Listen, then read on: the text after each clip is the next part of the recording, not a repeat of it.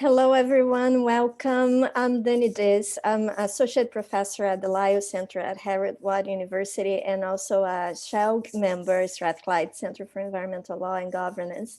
Welcome to the SCELG seminar series, which today is being held jointly with the One Ocean Hub. Each year, we organize a series of guest seminars and roundtables that bring Strathclyde colleagues who share with us their unique perspective on topical global environmental law and governance issues. And the seminars and roundtables are also usually held open to the general public. And today we have the honor to have Professor Meinhard Doelle, Professor and Canadian Chair of Marine Environmental Protection at the World Maritime University, Professor of Law at Dalhousie University Law School, who will discuss environmental impact assessment in the BBNJ negotiations, the Biodiversity Beyond National Jurisdiction Agreement that's being negotiated at the moment at the UN. And it's a topic of great interest to SCELG and the One Ocean Hub, and as well as to the Lyle Center. Prior to joining the World Maritime University in July 2019, Professor Doelle served as Professor of Law and Associate Dean of Research at Dalhousie University School of Law, and as an Associate Director and Director of the Marine and Environmental Law Institute. Professor Doelle has written on a variety of environmental law topics, including climate change, energy, invasive species, environmental assessments, and public participation in environmental decision-making. He's currently working on a book on loss and damage from climate change and on the new Federal Impact Assessment Act in Canada. Before we start, can I ask participants to introduce yourselves using the chat function of the Zoom and ask questions after the presentation using the Q&A function, please. I'll now pass the floor to Professor Doelle for his presentation that we're looking very much forward to listening to, and we'll open for questions through the Q&A function after his talk. Professor, the floor is yours. Thank you. Thank you very much, Daniela, for that kind introduction. And hello, everyone. I won't say good morning because I recognize that some of you may be joining from other parts of the world. So hello and welcome to the session. I'm going to try to take you through these key elements that you see in the overview in the next 30 minutes. So I have some introductory comments on the Bba negotiations. Very briefly, we'll give you some international law context, really just some highlights. Then again, briefly give you a sense of the state of the negotiations or the negotiating text in particular on the EEA element.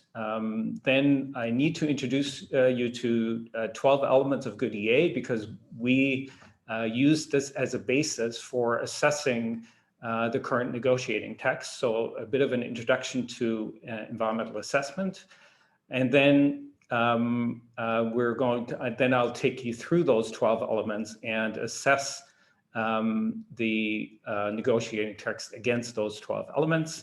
And then I have some concluding comments on the way to bridge the gap between where the negotiations are and the 12 elements of good EA.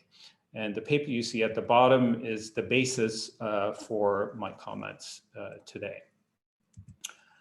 Okay, so introducing the Bba negotiations. So very briefly, the BBNJ negotiations have a fairly long history. They've been underway really since around 2004. Then in 2017, there was finally a commitment to develop a legally binding instrument to protect biodiversity in the high seas. The idea was that it would be a 2-year process, but of course, with COVID, it hasn't quite turned out that way. There are to be 4 elements of this legally binding instrument. The first one deals with marine genetic resources and access and benefit sharing. The second deals with area-based management tools, including marine protected areas. The third one, which is the focus of today's talk, is the environmental impact assessment process. And the last one, the fourth one, is capacity building and technology transfer. I'm going to focus on environmental impact assessment, But I should point out that, of course, there are connections between these four, and there certainly are opportunities and unused opportunities, untapped opportunities to utilize the environmental impact assessment process to support some of the other three elements or aspects of the other three elements. So perhaps we can talk a bit about that in the question and answer period. So the next thing I promised you was a little bit of international law context. Again, just very high level. We have the Law of the Sea Convention, particularly Articles 192 and 206. And we also have the Fish Stocks Agreement and the establishment of the Seabed Authority. We have the Convention on Biological Diversity, which has made a specific commitment to EA and has also developed some guidance on environmental impact assessment and on strategic environmental assessments. We have the 1987 Unep principles for environmental impact assessment, which have been quite influential in the design and implementation of environmental assessments around the world, both in an international context and in a domestic context. We also have the ESPO Convention on Transboundary Environmental Assessment. They're not directly applicable to areas beyond national jurisdiction. There is a protocol on strategic environmental assessment, which again is of particular interest because they're part of the negotiations are about whether and how to conduct strategic assessments in the high seas or on issues that affect the high seas. So in addition to these key global instruments, there are many regional instruments that deal with environmental impact assessment, but there's so much diversity there that we could spend hours just going through those. Some of these are highlights in the paper that I mentioned, but even there we can't really do justice to the regional diversity on environmental impact assessment. Just to highlight a couple of the key provisions of the Law of the Sea Convention, key are Article 192, states have an obligation to protect and preserve the marine environment. And then of course, Article 206, when states have reasonable grounds for believing that planned activities under their jurisdiction or control may cause substantial pollution of or significant harmful changes to the marine environment, they shall, as far as practical, assess the potential effects of such activities on the marine environment and shall communicate reports of the results of such assessment in a manner provided in Article 205. And if you look at that article and then look at the current negotiating text, you will see many elements of this reflected throughout the negotiating text. So this is a critical provision for obvious reasons. Next, briefly, the state of the negotiations. So the draft text was released in May 2019. So that meant that the August 2019 session was really the first one to negotiate the text or to negotiate on the text. Until then, most of the discussion, and this applies to the first two of the four planned sessions, most of the discussions was on principles, what should be in. So we've really, so far, have only had one negotiating session on the actual text that has been prepared. Issues so far have really only been addressed at a high level, both in terms of the discussions and in terms of the negotiating text itself. Many options are still on the table. Parties seem generally comfortable with the text. As I said, still many unresolved issues. And as I'll talk about at the end, not all solutions are in the text. Certainly from our assessment, there are issues related to the 12 elements that I'll talk about that would require additional text to be added or the current text to be amended to address those issues effectively. And as is often the case in these kinds of negotiations, it's early to judge the outcome because the text is heavily bracketed. There are many alternatives still on the table, but at the same time, it seems late to influence some of the key outcomes. So on the one hand, Many options still on the table, which makes it hard to be firm in saying, well, this is missing or this is inadequate. But at the same time, there are certain elements of what we consider to be good EA that is not reflected in any of the options that are before parties at the moment. And this happened very quickly, right? We went from discussion of principles in the first 2 negotiating sessions to then having a text introduced and 1 session on the text.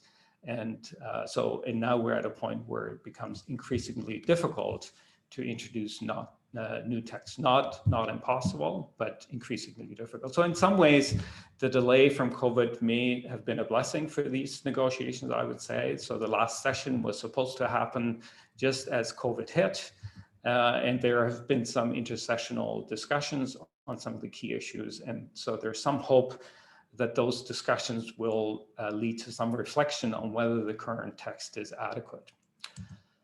So let's then move to the heart of the assessment, these 12 elements.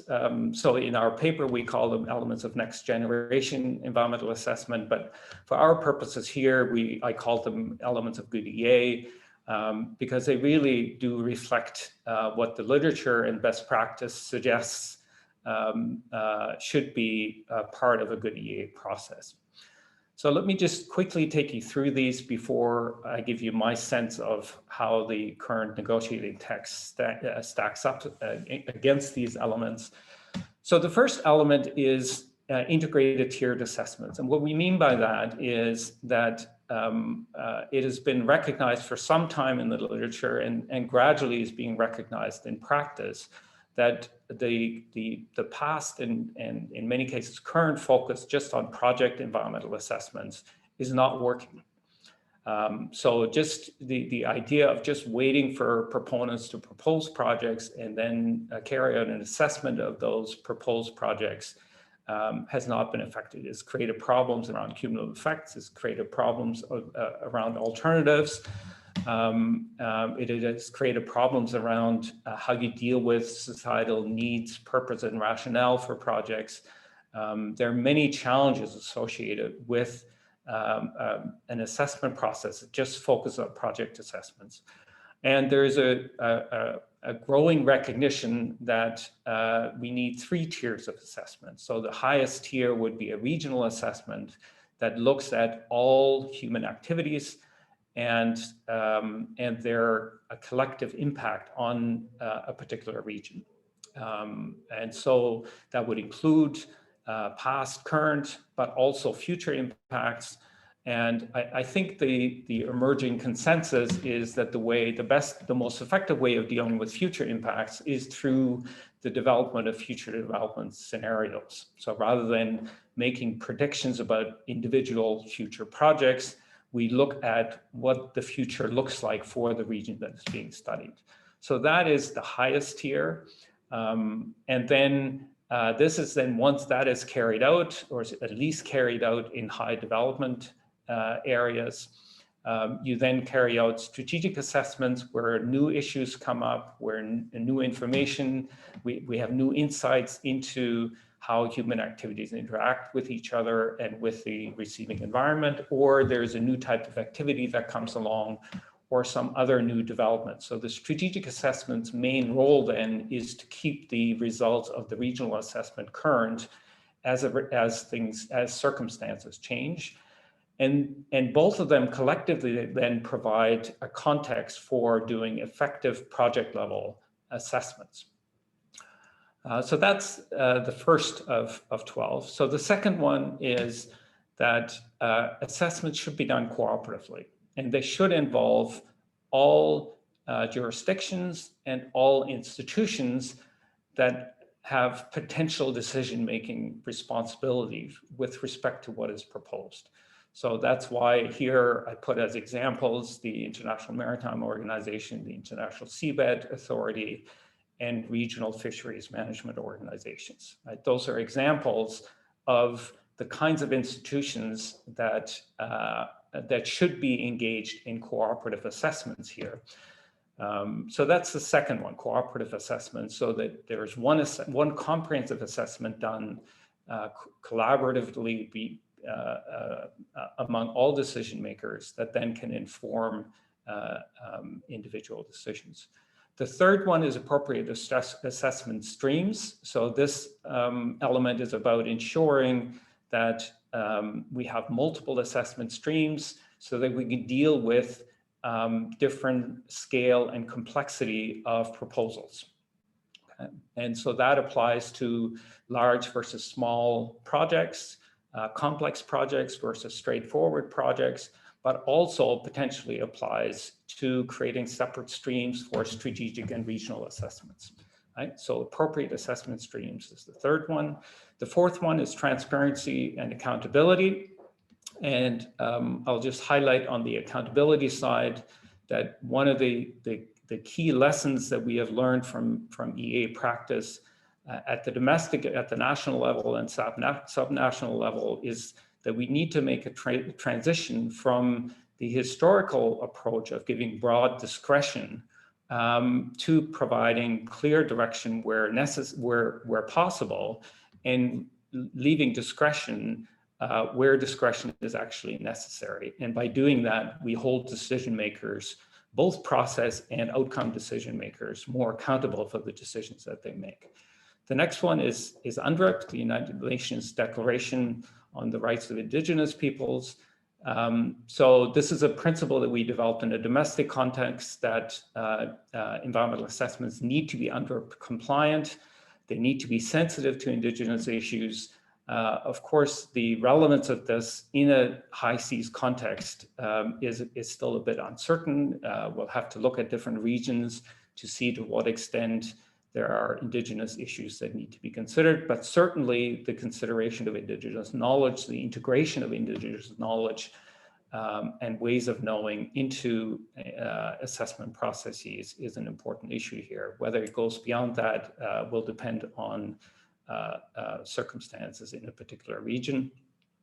The next one is focus on sustainability. So there has been a trend generally from a history of focusing on biophysical effects in environmental assessments, hence the name environmental assessment, to a broader consideration of impacts, benefits, uncertainties, and risks. And so the suggestion is that good EA today means looking beyond the biophysical impacts to look at social, economic, cultural, health impacts, and so on. And in the context of the high C, a good starting point might be the 17 Sustainable Development Goals. So the next one, comparative consideration of alternatives. So this is a critical aspect of environmental assessment in order to assess whether a proposed project is a good project, is the best way of meeting societal needs and purposes.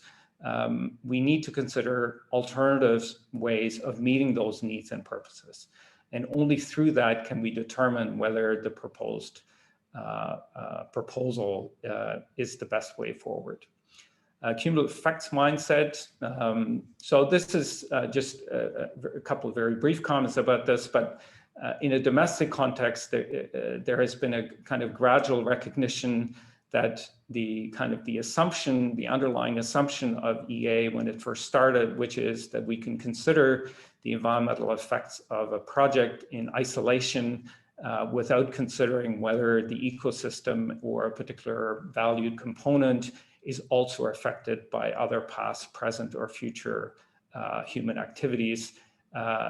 If it was ever acceptable, is no longer acceptable. And I think even in a high seas context where there is less human activity, you only have to think about climate change to recognize that any ecosystem or any ecosystem component that we consider in an environmental assessment process in the high seas will interact with other human impacts, meaning the impact of climate change on those same ecosystems. Whether there are other human activities, past, present, or future, will of course depend on the particular region, but As much as we think of the high seas as not being subject to a lot of human activities, once you actually start thinking about and making a list, the list actually gets pretty long pretty quickly. Next one, meaningful public participation. So of course, public participation has been an important element of EA for a long time. The critical question here is how to make it meaningful. And I won't go into the details of that, but that's a complex and disputed issue.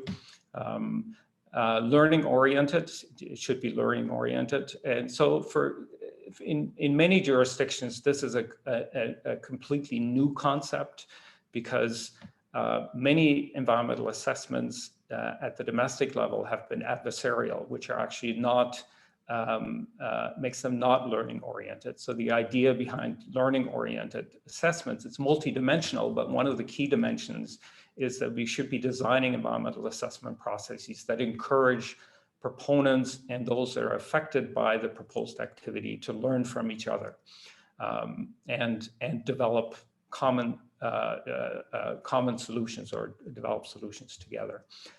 There's also a dimension of learning that relates to the next element that I've listed here, which is appropriate follow-up.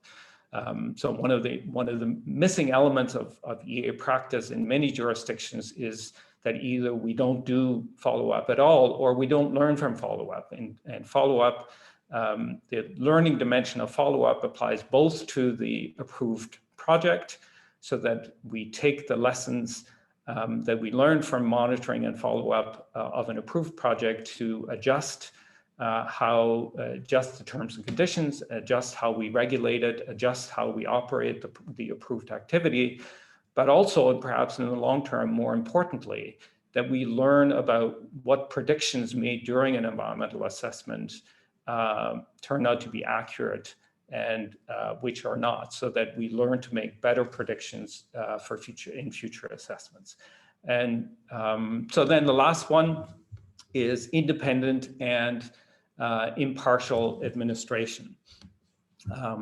So this is about ensuring that those in charge of the process and those making process decisions are impartial and are seen to be impartial. So they make good decisions about process, and they make decisions that are supported.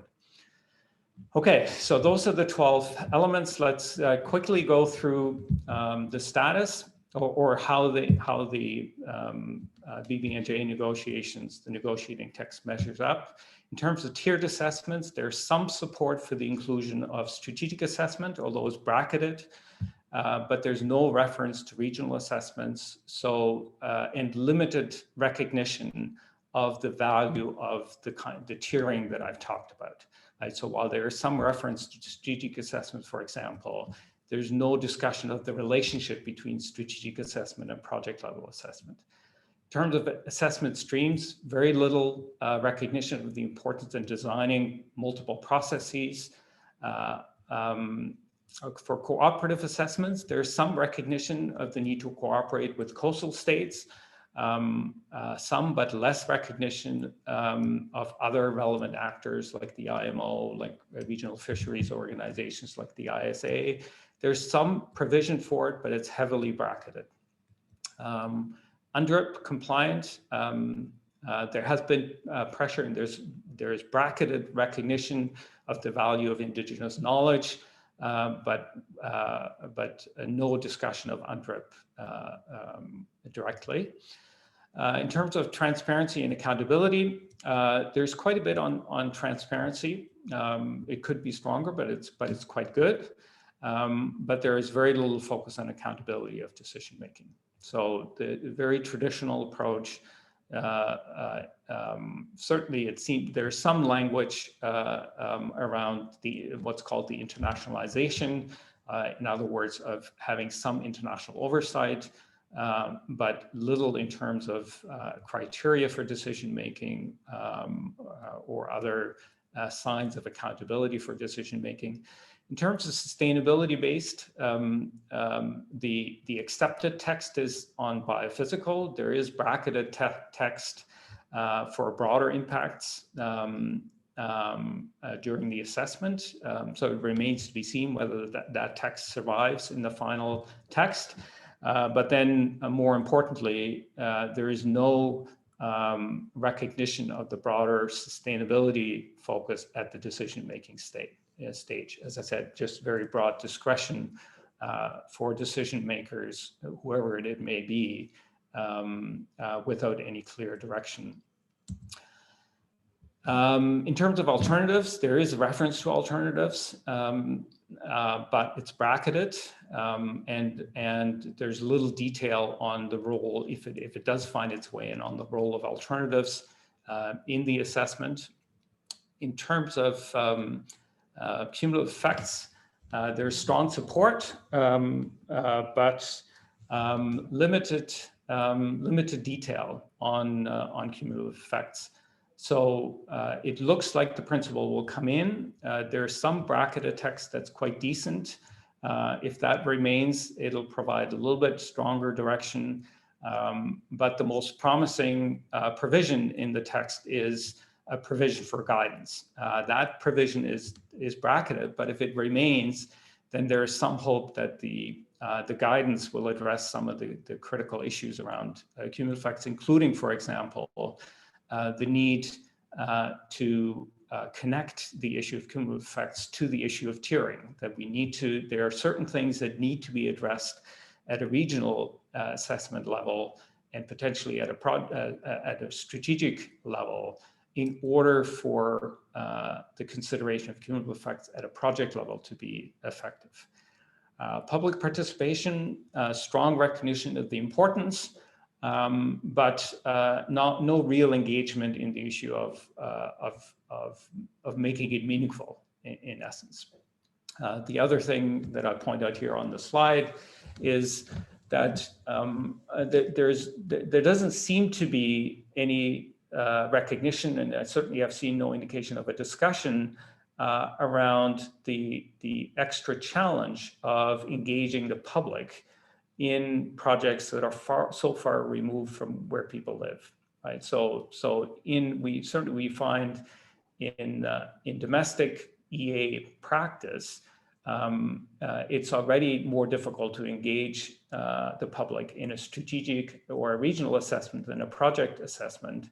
And that is because for a project assessment, people in the local area feel that they are impacted by what is being proposed, so they're motivated to engage. When the project is proposed some 200 plus miles away, it will be harder to engage the public. And that doesn't seem to be recognized.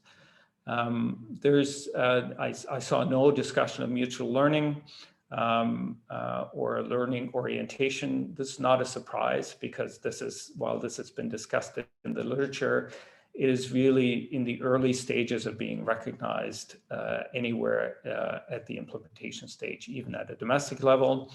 In terms of monitoring and follow-up, there is some recognition of the importance of monitoring and follow-up, but I'm not sure that I would say, based on the current text, that it's recognized as a priority, and that the importance of, in particular, the importance of implementing the results or making changes either to the project or to future assessments as a result of monitoring and follow-up, the importance of that is recognized. Finally, in terms of the independent and impartial administration, the good news is that there is a considerable effort to hold states responsible for environmental assessment. Whether that means they actually end up carrying out most of the assessment remains to be seen, but it is a positive step that the focus in the negotiating text is on states rather than proponents. And I say that in part because in many jurisdictions, the focus in terms of actually carrying out the work, doing the legwork for an environmental assessment is assigned to proponents rather than to states. The level of independence and impartiality is higher when it is states that are ultimately held responsible, but we'll have to see how this is implemented. But as I said before, there's little in the current negotiating text to indicate that there will be appropriate direction given to limit or guide discretion. And I'll get back to the issue of internationalization, because that is one issue that has been quite hotly debated in this period of pause in the negotiations as a way of potentially addressing some of the issues that are plaguing the current text, including the issue of independence and impartiality. Okay, so I'll finish off with a few reflections. So the focus is on project level assessment. There's bracketed text on strategic assessment, no mention of regional assessment. So that's on the tiering side, that's clearly there's work to be done. And because the current text does not address regional assessments at all, either the text will have to be amended, or we have to hope that the language on strategic assessment is broad enough that regional assessments could be brought in under strategic assessment. And there is some hope with that, because some jurisdictions that have introduced strategic assessment domestically have included regional assessments as a subset of strategic assessments. There's not much on multiple assessment streams or on cooperative assessments. The direction appears to be towards delegation, for example, to other decision makers or jurisdiction. So deciding who does the assessment rather than doing cooperative assessments that inform all decisions and all decision makers. Transparency and public participation has been a focus, but there's been less on learning, on accountability, on impartiality and independence.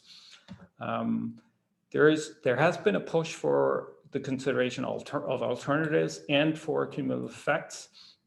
Both are still have key elements that are bracketed. Alternative is completely bracketed. Cumulative effects clearly will be there, but how strong it will be will depend on what text remains.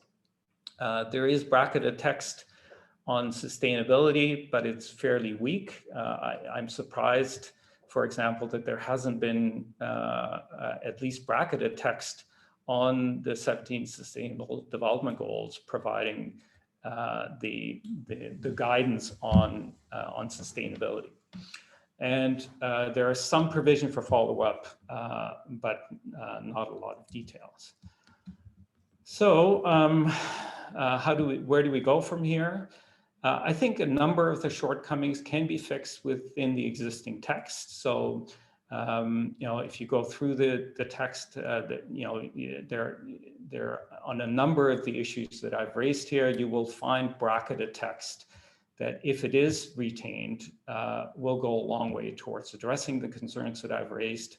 The proper tiering will be difficult to do with the existing text.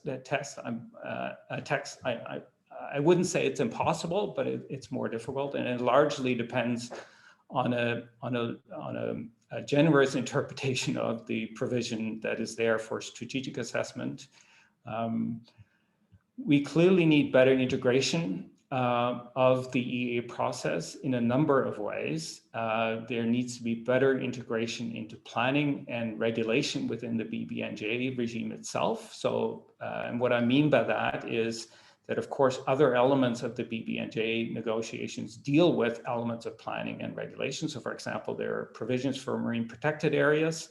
A regional assessment certainly would be a wonderful starting point for better planning of where marine protected areas should be and what should be allowed and prohibited in marine protected areas. And same on the regulatory side, the marine genetic resource section of the agreement could be and should be linked and integrated with the project EA element of the EA text. And the same applies outside the BBNJ regime.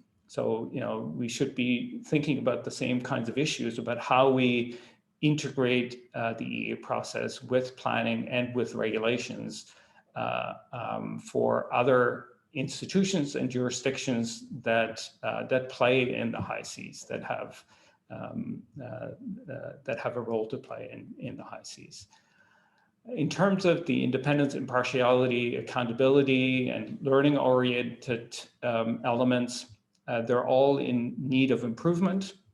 And I would highly recommend an upcoming article in the Environmental Impact Assessment Review by Khalil Hassanali on the internationalization. So this is one area that, as I've mentioned, is being actively discussed by negotiators. And Khalil, by the way, is the lead negotiator for CARICOM on this issue.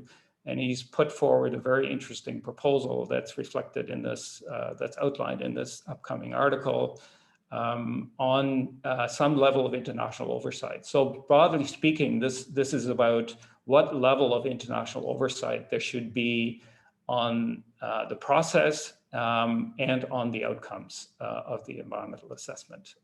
Well, I guess you can identify three elements. One is whether the assessment process applies to a particular proposal, what the process looks like, and then the ultimate decision. And there seems to be some hope that at least in terms of the process and perhaps in terms of what project or what proposals require an assessment, that there may be some international oversight, so some internationalization. And I guess my final point, and then I'll open it up for discussion, is that it's important when we look at the text, we have to recognize that not all these issues need to be solved now, but the final text needs to send the right signal. So what I mean by that is that it needs to keep the door open at a minimum to an approach that works. One of the concepts that has been used quite a bit in these negotiations is to future-proof the text. So to not foreclose at least development or the improvement of this process in a direction that is consistent with a good EA. And if I'll finish just with one comment.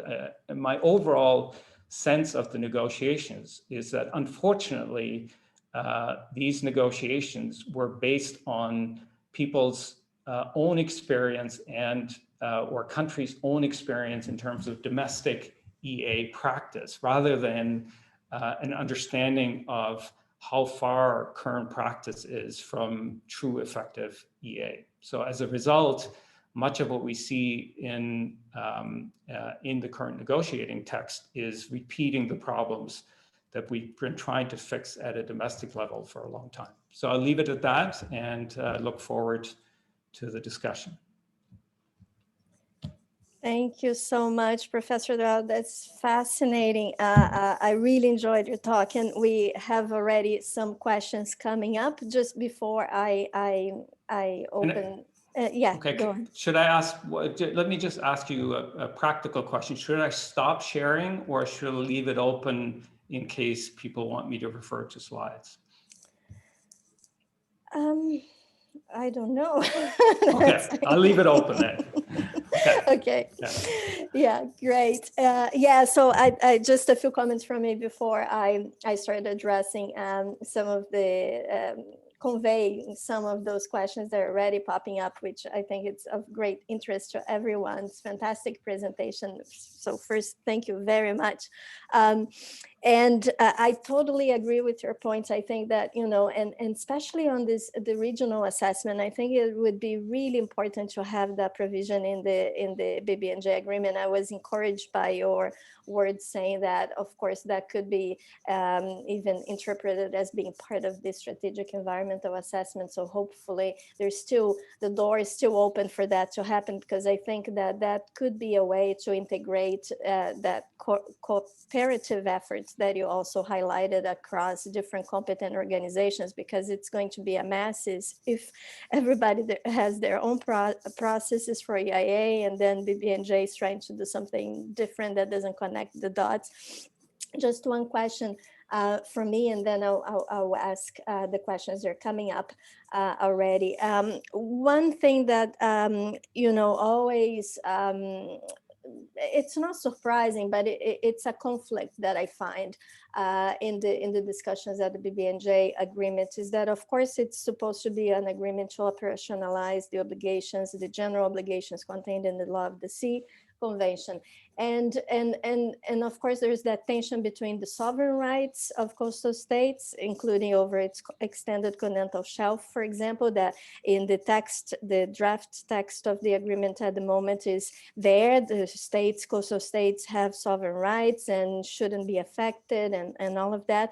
And it's at the core, I think, of that issue of that's still open for debate in terms of, is the impact assessments under the BBNJ agreement going to address activities that are taking place in areas within national jurisdiction, but that could have a potential impact in areas beyond national jurisdiction on the biodiversity? And I think that tension there between the sovereign rights and that obligation that actually states have to prevent harm or prevent transboundary pollution to areas beyond national jurisdiction, it won't, if it's not tackled through the agreement, it won't be so. So I just wanted to seek your views, and I'll start conveying lots of questions coming up already. Okay, so let me just quickly react to this. I mean, we could probably spend the next 2 hours discussing that issue alone, but I guess my reaction to this is that any international negotiating process gives countries a choice. They can retrench to their sovereignty and refuse to give up their own sovereignty in return for essentially gaining access to other countries' sovereignty, if you will. In other words, it's a give and take, right? So so that's one element, right? So ultimately, this, how far we go with this in the BBNJ negotiations depends on whether countries see more the benefits of protecting both the high seas and preventing the high seas projects in the high seas from impacting them and their interests in their coastal waters and elsewhere, or whether they don't see that opportunity. And so related to that, of course, you can focus on what is absolutely legally required, either in UNCLOS or under customary international law, both, and say we will only agree to things that are required in order to meet our obligations under UNCLOS and in order to meet our common law, customary international law obligations. Or you can say we are interested in developing an effective global regime to protect biodiversity in the high seas. And that fundamental choice is what will determine the outcome. And I have to say that from my limited exposure, and there may be many on the call here that have been following the overall negotiations more closely than I have, I've really just focused on the EA text. But from my limited exposure to negotiators, I am not optimistic. I've had some discussions, for example, with members of the European delegation who are surprisingly focused on protecting the rights of the EU and are surprisingly unwilling to see the benefits of going beyond that to try to develop a global a regime that effectively protects the high seas. Yeah, thank you. Thank you. Yeah, that's my perception as well. So yeah, here we go. So, okay, so there is a question here on who do you envisage undertaking the regional environmental assessment, if it's included? And these are these done in an order based on whose interest in which areas? And are these done in an order based on whose interest in which areas? Yeah. Okay, so I think as with all assessments, the fundamental choice is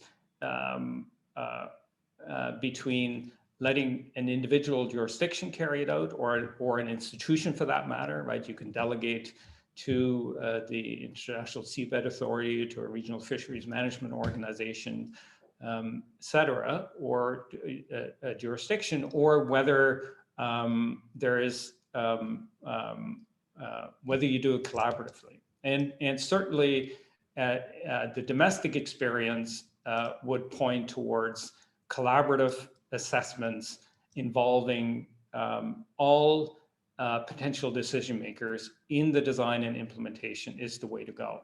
That is the most efficient and effective way of gathering the information for all potential decision makers and ensure that they properly understand the complexity of the issues and that they can effectively implement the results of the assessment. And that applies to a regional assessment just as much as it does to a strategic or a project level assessment. So that leaves really two options. Either the regional assessments are done under the direction of the COP, essentially, of this new emerging regime, or some other subsidiary body set up within the BBNJ regime, or it is done collaboratively between or among the jurisdictions and institutions that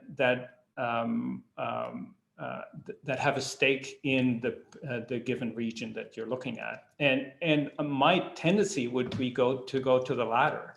I think it is more likely to be acceptable, and I think it can be a very effective way of doing it. It's just bring those together, the jurisdictions and institutions that have a stake, to jointly design and implement a regional assessment. Thank you. Yeah, and I think this links, and I think this answer also answers at least partially Carrie Howe's question on. She talks about it, fundamentally, it's about integrated spatial planning and monitoring, and she also asks who will be responsible for coordinating spatial management and planning. And you mentioned the role of the COP, for example, but also the role of each one of those organizations. And she says we cannot continue to have different sectors managed in isolation, and we need to integrate knowledge streams at the regional scale, so we have an overview of the ecological socioeconomic system at the regional scale. And she asked your opinion if you think that we'll get to this. Well, so I think that's the critical piece, and that more than any other is the reason why we've been pushing so hard for a regional level assessment, right? So when you look at the area-based planning and marine protected area provisions, they're repeating a lot of the mistakes that are being made at a national level for setting up marine protected areas, right? They're based on just somebody coming forward and proposing a place for a marine protected area. That's not an effective way of doing of setting up marine protected areas or doing area-based planning. So I think the regional assessment that is done cooperatively with all that have a stake in a particular region, that's the most effective way of doing it. And that's, if you do that on a consensus basis, both the design and the implementation, then you have the best chance, I think, and especially if it's learning oriented for all the jurisdictions and institutions involved, then that gives you the best hope of each of those institutions and jurisdictions walking away from that regional assessment to implement kind of an integrated, coherent approach to the region that you've just studied.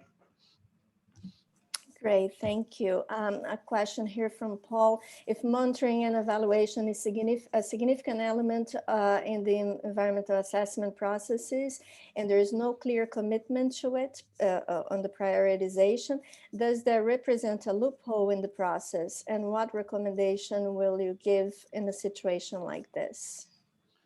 Yeah, so I wouldn't say that it's not there. Like I would be very surprised if we didn't have the article dealing with follow-up and monitoring in the final agreement. I can't remember how much offhand how much of it is bracketed, but I think there's no question it'll be there.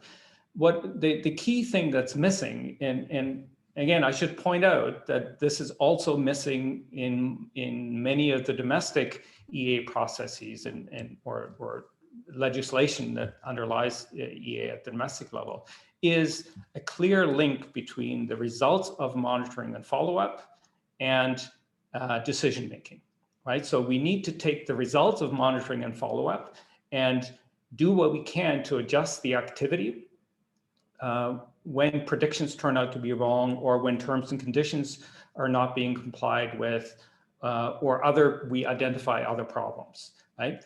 And we need to take those results and go back and say, okay, so if this is what we're finding and this is what was predicted, what was wrong with the prediction? Did we apply the wrong methodologies? How do we end up during the assessment making predictions that have now turned out to be wrong? And how do we make sure that the next time we're making predictions about in a similar circumstances, that we do a better job? And that's the part that's missing. That's great, thank you. Another question here from Elsa. You mentioned about holding states rather than proponents responsible for the environmental assessments, but shouldn't they both be responsible? Well, so I have to say, so I've been involved in EA practice for longer than I care to recall. And I've always had a problem with just putting all of this on the proponent. There's no question the proponent has a role to play. There's no question that proponents need to provide information about the project they're proposing and the impact that those activities or those projects may have. But in many jurisdictions, we're asking proponents to kind of essentially draft conclusions about the significance of those impacts and about whether or not the project is appropriate. And we also, when we allow proponents or ask proponents to do scoping, we're essentially inviting them to make decisions about what matters and what doesn't matter. So I think we have to be very careful about what we actually assign to proponents and what is the responsibility of governments and other institutions. And so that's what I'm getting at here. And so the principle in our principles of a good EA is independence and impartiality, right? So whatever we delegate to the proponent, we need to recognize that the work that they do is not impartial. It is not independent. And so and that doesn't mean we can't do that. And on some key issues, we clearly have to and should do it. But when we do that, we need to understand that what we get back is not impartial and is not independent. And we need to have a process that ensures that that bias does not feed into the ultimate outcome. Yeah, I totally agree. And I think that also reflects the due diligence obligations under the law of the Sea Convention for states. Yeah, so there is a point here from Carrie Howe that in the UK, REAs is a subset of SCA. So she agrees and hopes that the regional assessments can be brought as part of the SCA. So then just connecting the dots later on, she says, she asks if you think that spatial management, planning, long-term monitoring is part of a regional environmental assessment, and does the text need to reflect this? So it certainly should be. How far you go in kind of where you have existing planning processes, I think you have some interesting discussions about the relationship between regional assessments and planning processes. But in this case, it doesn't look like we have it. I mean, we could have it, right? We have provisions for area-based management and marine protected areas. So that part of the agreement could have included some regional planning, for example, but it currently doesn't. So in that situation, I think you ask the regional assessment process, if you can get it included, to do as much as you can to prepare decision makers that then are facing decisions on individual projects or new industries and so on. Great, thank you. Fiona Middleton is saying, well, thank you for the fascinating presentation. And would you be able to expand on the consideration of indigenous knowledge for BBNJ? In which regions is this most active? Yeah, so so I can talk about it conceptually. I have not looked at the regions of the globe through the lens of which indigenous communities are most likely to have knowledge to share that is relevant. But of course, the obvious one that comes to mind, and again, I haven't done the research, but the obvious one that comes to mind is the Arctic. But essentially, the question when we talk about indigenous knowledge, as opposed to prior informed consent or other elements of UNDRIP, when it comes to indigenous knowledge, really the question is there relevant indigenous knowledge, and if there is, the real challenge is that our thinking around EA is all designed around Western science.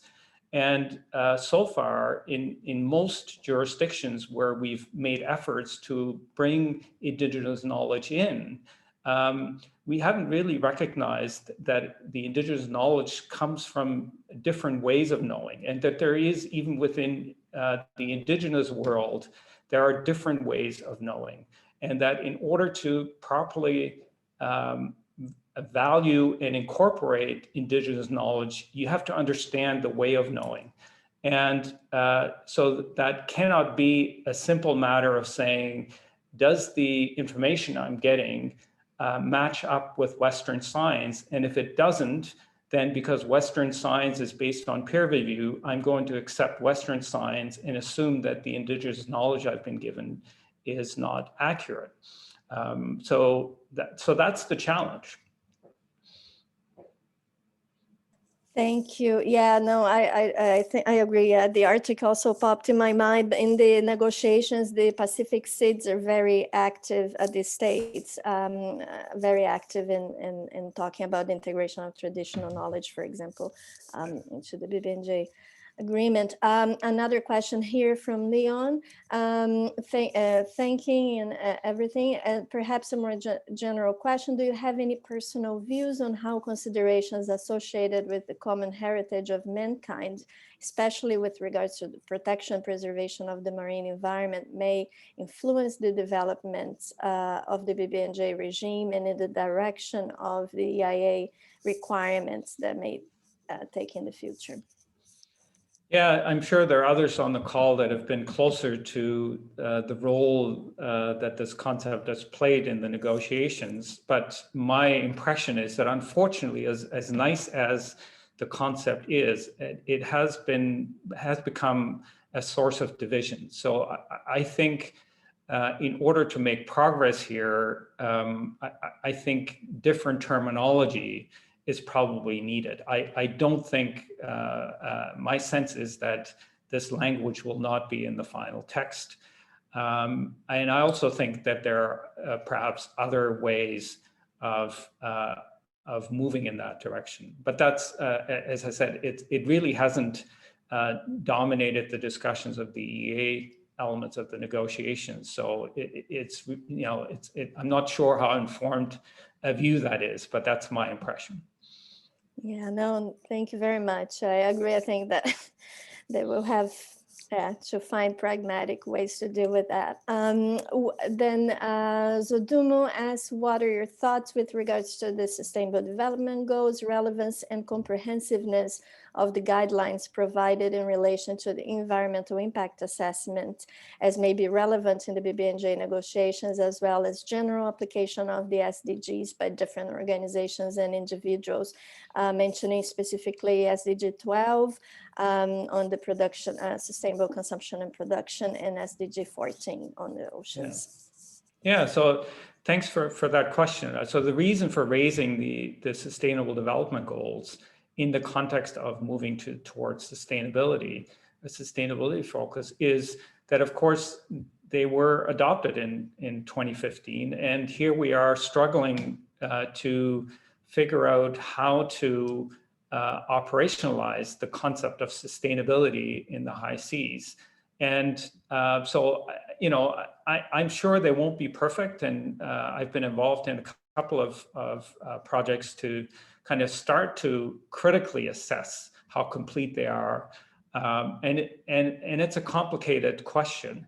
But the reason I advocate for this is that, number one, you know, we have some level of agreement to these, and probably better so. So therefore, it provides a better starting point than anything else you might propose. And what is being proposed is so relatively weak that making reference to the SDGs as guiding the sustainability analysis can only be an improvement over what's currently there. And I think, you know, whatever challenges are associated with that are going to be minor compared to leaving it just completely open, which is essentially what the current text would do.